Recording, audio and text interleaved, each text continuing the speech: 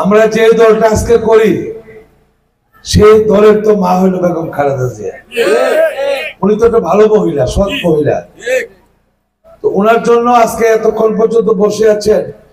আমার মনে ভোটের জন্য যতক্ষণ না আছেন, ওনার তো দোয়া করার জন্য বেশি বসে আছে মনের টানে। তো আজকে ওনার মৃত্যু সজ্জায় আমাদের আল্লাহর কাছে দোয়া ছাড়া কিছু করার আর উপায় নাই।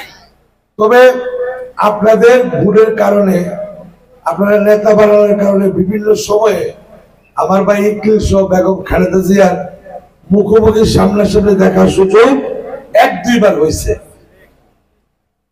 আমার পরিষ্কার মনে আছে 1/11 যখন 1/11 সময় যখন উনি গৃহবন্দী ছিল ক্যান্টনমেন্ট মইনুল রোডে, সেদিন আমি ওনার সাথে দেখা করেছি।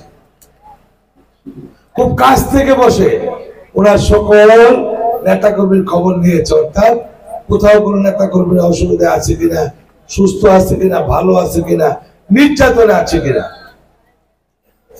আজকে সেই মহিলা, আজকে সেই নেত্রী, আজকে সেই মা অসুস্থ, কাজে আমরা ভালো থাকার কথা না।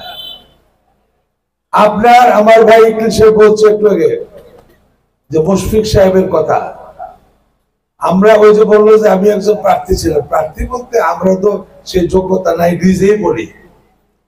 কিন্তু বর্তমানে যারা দাবি করে, যারা হরতাল করে, সাদা কাপড় গায়ে দেয়, যারা অবরোধ করে, যারা জ্বালাও পোড়াও করে, তাদের তুলনায় যোগ্যতা কিন্তু একবার কম না, নাকি ভাই? কম আছে? ম্যাডাম যিনি দলের মালিক, তাহলে উনাকে কত ভালো। আরেকটা কথা শোনেন, বেগম খালেদা জিয়া যখন অবরুদ্ধ ছিল 3 জন লোক মাত্র সারা বাংলাদেশে আমাদের ম্যাডামের সাথে দেখা করতে পারতো। এর মধ্যে 1 নাম্বার লোকটা ছিল মুশফিকুর রহমান। 1 নাম্বার লোকটা ছিল মুশফিকুর রহমান। এবং এই 1/11 এর সময় এই মুশফিকুর রহমান সেখানে এই নেত্রী বেগম খালেদা জিয়া জিজ্ঞাসা করছে যে মুশফিক সাহেব আমি কি দেশ ছেড়ে চলে যাবো কিনা।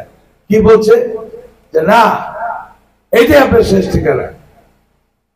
তাহলে আপনারা যার বিরুদ্ধে ষড়যন্ত্র করেন, জ্বালাও পোড়াও করেন, মরণের কাপড় গায়ে দেন, আগুন জ্বালান, চিনেন সেই লোকটাকে নাকি ভাই? সেই লোক মুশফিকুর রহমান, অর্থাৎ সেই লোক মুশফিকুর রহমান সাহেব হলো এই জিয়া পরিবারের পরিপূরক, একে অপরের এক, নাকি ভাই? তো সেই লোককে নমিনেশন দেয়া আপনাদের কাছে পাঠাইছে 4র্থবারের মতো। অযোগ্য লোককে তো নমিনেশন দেয় নাই।